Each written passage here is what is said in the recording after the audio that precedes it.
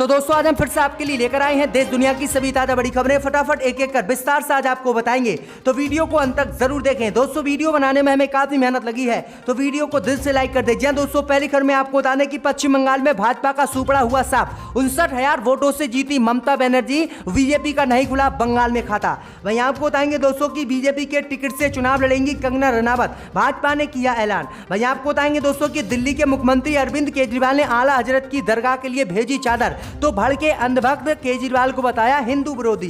वहीं आपको बताएंगे दोस्तों की एलएसी पर अपनी सैन्य ताकत बढ़ा रहा चीन, सेना प्रमुख बोले भारत के लिए है सबसे बड़ा खतरा, मोदी सरकार करे कुछ उपाय। वहीं आपको बताएंगे दोस्तों की लक्षद्वीप के मुसलमानों के समर्थन में उतरे राजनाथ सिंह, अंधभक्तों को लगाई फटकार, कहा लक्षद्वीप का मुस्लिम बिल्कुल है देशभक्त, इन पर नहीं किया जा सकता संदेह। वहीं आपको बताएंगे दोस्तों की भारत भूमि पर बढ़ती चीन के कब्जे को लेकर राहुल गांधी ने मोदी पर साधा निशाना, कहा 56 इंच का सीना हो गया है देश में फेल। तो सभी खबरों को आपको बताने वाले दोस्तों, वीडियो को लाइक कर चैनल को सब्सक्राइब कर दें और हमें कमेंट में बताएं कि आप किस जिले किस राज्य से हमारी खबरों को देख रहे हैं। इसी बीच पर तो दोस्तों अगली खबर की ओर, तो पश्चिम बंगाल में बीजेपी को लगा बड़ा झटका। पश्चिम बंगाल में ममता बनर्जी ने 59,000 वोटों से जीत की हासिल, भाजपा का नहीं खुला खाता। जी दोस्तों आपको बता दें ये बड़ी खबर सामने निकल कर आई दोस्तों की पश्चिम बंगाल से भाजपा को आज बड़ा झटका लगा है। पश्चिम बंगाल की तीनों विधानसभा सीटों पर हुए उपचुनाव में बीजेपी का खाता नहीं खुला है और तीनों विधानसभा सीटें टीएमसी पार्टी ने जीत ली है। अगर दोस्तों हम करें भवानीपुर विधानसभा सीट की, तो भवानीपुर विधानसभा सीट से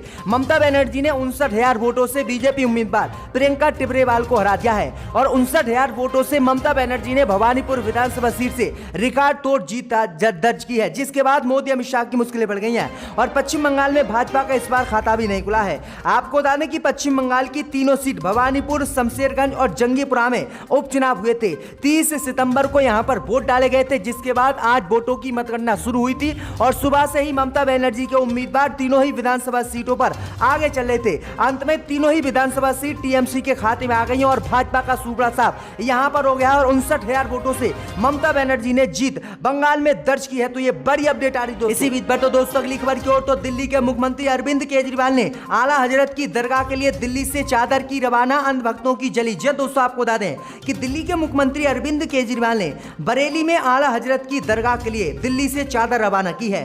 भाई आपको बता दें कि इस चादर पर अब सियासत शुरू हो गई है। दरअसल आपको बता दें कि आज 103वां आला हजरत का उर्स है और इसी उर्स के मौके पर आला हजरत की दरगाह के लिए केजरीवाल ने वहां से चादर भेजी है। भाई आपको बता दें कि इस चादर भेजने पर अब हिंदू संगठनों ने सवाल उठाए हैं और अरविंद केजरीवाल को हिंदू विरोधी बताया है और कहा है कि हिंदुओं के नाम पर अरविंद केजरीवाल ने दिल्ली में सरकार तो बना ली, लेकिन अब मुल्लों को खुश करने के लिए किस तरह से बरेली के लिए दिल्ली से चादर अरविंद केजरीवाल भेज रहा है, जो कि बहुत गलत है। उन्होंने कहा है कि कभी हिंदुओं के मंदिरों के लिए कोई भी चढ़ावा अरविंद केजरीवाल नहीं भेजता है और मुल्लों को खुश करने के लिए किस तरह से अरविंद केजरीवाल दिल्ली से चादर भेज रहा है। तो किस तरह से अंधभक्तों की जल गई है, अरविंद केजरीवाल ने चादर जो आला हजरत साहब के लिए भेजी है। तो ये बड़ी अपडेट आ रही है। इसी बीच पर तो दोस्तों अगली खबर की ओर, तो बीजेपी के टिकट से चुनाव लड़ेंगी कंगना रनावत, भाजपा ने किया ऐलान। जी दोस्तों आपको बता दें कि बॉलीवुड की मशहूर एक्ट्रेस और मोदी भक्त कंगना रनावत को बीजेपी चुनाव लड़ाने जा रही है। बॉलीवुड की नकली झांसी की रानी को हिमाचल प्रदेश की मंडी लोकसभा सीट से बीजेपी अपना कैंडिडेट घोषित कर सकती है। ये सीट बीजेपी के सांसद राम स्वरूप शर्मा के निधन के बाद खाली पड़ी हुई है। इस सीट पर पार्टी कंगना को उतारकर एक तीर से कई निशाने लगा सकती है।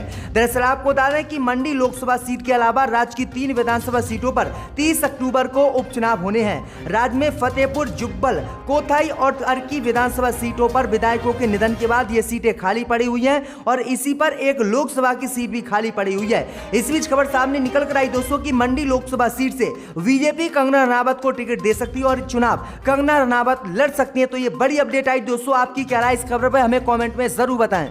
इसी बीच पर तो दोस्तों अगली खबर की ओर, तो एलएसी पर सैन्य ताकत बढ़ा रहा चीन, सेना प्रमुख बोले स्थिति है चिंताजनक। जी दोस्तों आपको बता दें ये बड़ी खबर सामने निकल कर आई दोस्तों की वास्तविक नियंत्रण रेखा यानी एलएसी पर लगातार बढ़ रही चीनी हरकतों के बीच सेना प्रमुख एमएम नरवणे का बड़ा बयान सामने आया है। सेना प्रमुख ने कहा है कि चीन एलएसी पर लगातार अपनी सैन्य ताकत बढ़ा रहा है, जिससे भारत के लिए सबसे बड़ा खतरा पैदा हो रहा है। उन्होंने कहा है कि चीन की हर हरकत पर भारतीय सेना पैनी नजर रखे हुए है, लेकिन लगातार चीन चीन हमारे खिलाफ साजिश रच रहा है। सेना प्रमुख ने कहा है कि जिस तरह से चीन अपने सैनिकों की तादाद और हथियारों को भारत के खिलाफ LAC पर तैनात कर रहा है, उससे बहुत बड़ा खतरा भारत के लिए है, क्योंकि कभी भी चीन भारत पर हमला कर सकता है और लद्दाख सहित अरुणाचल प्रदेश में घुसपैठ कर सकता है। उन्होंने कहा कि मोदी सरकार को भी तत्काल एक्शन लेना चाहिए और सेना को भारी मात्रा में तैनात करना चाहिए। तो ये बड़ी अपडेट आई दोस्तों कि सेना प्रमुख ने ये बड़ा बयान दिया है, जिसके बाद मोदी सरकार की भी मुश्किलें बढ़ गई हैं। इसी बीच पर तो दोस्तों अगली खबर की ओर तो तेज प्रताप यादव ने लगाया आरोप, पिता लालू यादव को दिल्ली में बना लिया गया है बंधक। जी दोस्तों, आपको बता दें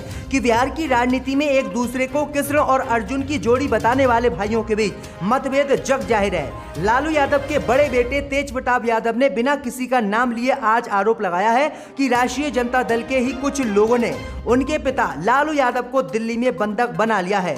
तेज प्रताप ने इशारों में तेजस्वी पर निशाना साधते हुए कहा है कि राजद में कुछ लोग राष्ट्रीय अध्यक्ष बनने का सपना देख रहे हैं। यहां तक कि मेरे पिताजी को दिल्ली में रखे हुए हैं, उनको जेल से रिहा हुए महीनों बीत गए, लेकिन उनको पटना आने अभी तक नहीं दिया है। उन्होंने कहा है कि माना जा रहा है कि तेज प्रताप के नए आरोपों से अब लालू प्रसाद के परिवार की लड़ाई नए मोड़ पर पहुंच गई है। तो ये बड़ी अपडेट आई दोस्तों कि तेज प्रताप यादव और तेजस्वी यादव बिहार में आपस में ही लड़ रहे हैं। इसी बीच में तो दोस्तों अगली खबर की ओर तो भारत चीन के बाद तालिबान और तजाकिस्तान में बड़ा तनाव। तजाकिस्तान ने सीमा पर तैनात की सेना। जी दोस्तों, आपको बता दें कि एक तरफ भारत और चीन के बीच तनाव बना हुआ है, तो दूसरी तरफ अब तजाकिस्तान और तालिबान के बीच भी सीमा को लेकर तनाव बढ़ गया है। दरअसल आपको बता दें कि तालिबान से तनाव बढ़ते हुए देख तजाकिस्तान ने अपनी सीमा पर आज सैनिकों को तैनात कर दिया है और इसकी जानकारी रूस के विदेश मंत्रालय ने दी है। रूस के विदेश मंत्रालय ने कहा है कि तालिबान के साथ तनाव के बीच तजाकिस्तान और अफगानिस्तान ने दोनों देशों की साझा सीमा पर सैनिकों की तैनाती की है, जिसके बाद युद्ध जैसी स्थिति ना बने।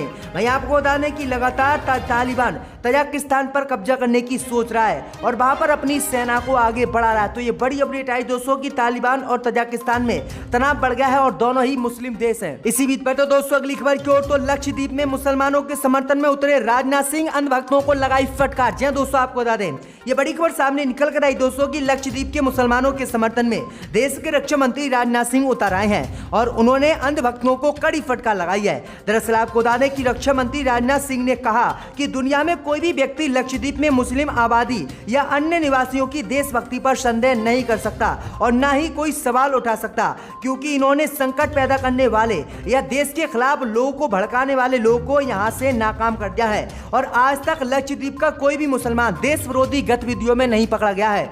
इसलिए लक्षद्वीप के मुसलमानों पर सवाल उठाना किसी को हक नहीं बनता है और लक्षद्वीप के मुसलमान देशभक्त हैं और हम उनका समर्थन करते हैं। अंधभक्तों की कड़ी फटकार लक्षद्वीप में राजनाथ सिंह ने लगाई है। इसी बीच पर तो दोस्तों अगली खबर की ओर तो चीन की घुसपैठ को लेकर राहुल गांधी ने प्रधानमंत्री मोदी पर बोला हमला। जी दोस्तों, आपको बता दें कि कांग्रेस नेता राहुल गांधी ने लद्दाख और उत्तराखंड में कथित चीनी घुसपैठ के मुद्दे पर आज केंद्र की मोदी सरकार पर हमला बोला है। राहुल गांधी ने 2014 के लोकसभा चुनाव के लिए रैलियों में की गई 56 इंच की छाती वाली टिप्पणी को याद करते हुए प्रधानमंत्री मोदी पर कटाक्ष किया। उन्होंने लद्दाख और उत्तराखंड का जिक्र करते हुए ट्वीट किया और कहा कि चीन प्लस पाकिस्तान प्लस श्रीमान 56 इंच भारत की भूमि पर बढ़ते चीनी कब्जे बराबर है। राहुल गांधी का साफ कहना है कि मोदी ने जो 56 इंच का वादा किया था वो फेल होता दिख रहा है, क्योंकि चीन लगातार लद्दाख और उत्तराखंड में घुसपैठ कर रही है। दरअसल आपको बता दें कि चीन की पीपल्स लिबरेशन आर्मी करीब 100 सैनिक 30 अगस्त को उत्तराखंड के 12 होटी सेक्टर में LAC को पार कर भारत की सीमा में घुस आए थे। घटना की जानकारी रखने वाले लोगों ने ये बताया था, जिसके बाद मोदी सरकार के होश उड़ गए थे और मोदी सरकार बुरी तरह से चीनी सेना से डर गई थी। तो ये बड़ी अपडेट आई, राहुल गांधी ने बड़ा हमला आज फिर से बोला है। इसी बीच पर तो दोस्तों अगली खबर की ओर तो ढोंगी बाबा संत परमहंस दास का ढोंग हुआ खत्म, नहीं ली जल समाधि, लोग बोले हम आपकी मौत का कर रहे थे इंतजार। जी दोस्तों, आपको बता दें बड़ी खबर सामने निकल कर आई दोस्तों कि अयोध्या के तापसी छावनी के संत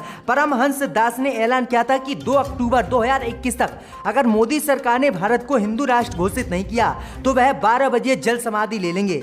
लेकिन आपको बता दें कि अभी तक बाबा ने जल समाधि नहीं ली, जिसके बाद बाबा का ढोंग लगभग 12 घंटे चला और 12 घंटे ढोंग के बाद बाबा ने साफ ऐलान कर दिया कि वह जल समाधि नहीं लेंगे। वहीं आपको बता दें कि बाबा के इस ऐलान के बाद अब देश की जनता ने बाबा पर निशाना साधा है और कहा है कि ढोंगी बाबा हम आपकी मौत का इंतजार कर रहे थे, लेकिन आपने अपनी आत्महत्या नहीं की। अब बाबा ने नया ढोंग शुरू कर दिया है और बाबा ने कहा है कि 7 नवंबर 2023 तक वे हर कीमत पर भारत को हिंदू राष्ट्र घोषित कराकर रहेंगे और इसके लिए वह दिल्ली के रामलीला मैदान में आमरण अनशन करेंगे। तो किस तरह से ये बाबा ढोंगी बाबा परमहंस दास किस तरह से बार बार देश में ये देश विरोधी गतिविधियों को हवा देता है। इसी बीच पर तो दोस्तों अगली खबर की ओर तो रणदीप सुरजेवाला ने किया खुलासा, कैप्टन को 78 विधायक पंजाब में मुख्यमंत्री पद से हटाना चाहते थे। जी हां दोस्तों, आपको बता दें कि अखिल भारतीय कांग्रेस कमेटी के महासचिव रणदीप सुरजेवाला ने शनिवार को कैप्टन अरविंदर सिंह पर निशाना साधा है। सुरजेवाला ने कहा कि कैप्टन अरविंदर सिंह को विधायकों के कहने पर बदला गया। कांग्रेस की राष्ट्रीय अध्यक्ष सोनिया गांधी है, उन्होंने अपने स्तर पर निर्णय नहीं लिया। पंजाब के 78 विधायकों ने मुख्यमंत्री बदलने के लिए लिख कर दिया था। अगर नहीं बदलने को कहा जाता तो कांग्रेस मुख्यमंत्री पंजाब में नहीं बदलती, लेकिन 78 विधायकों ने एक तरफ लिख कर दिया था और कहा था कि हर कीमत पर कैप्टन अरविंदर सिंह को पंजाब के मुख्यमंत्री पद से हटाया जाए। इसके बाद ही कांग्रेस ने यह कार्रवाई की और कैप्टन अरविंदर सिंह को मुख्यमंत्री पद से हटाया था। उन्होंने कहा कि हमने दलित नेता है उसको मुख्यमंत्री बनाया है, इससे भाजपा सहित अन्य दल हमसे काफी नाराज है। तो ये बड़ी अपडेट आई दोस्तों की 78 विधायक पंजाब में कैप्टन अरविंदर सिंह से नाराज थे, इसीलिए कैप्टन अरविंदर सिंह को कांग्रेस ने बदला था।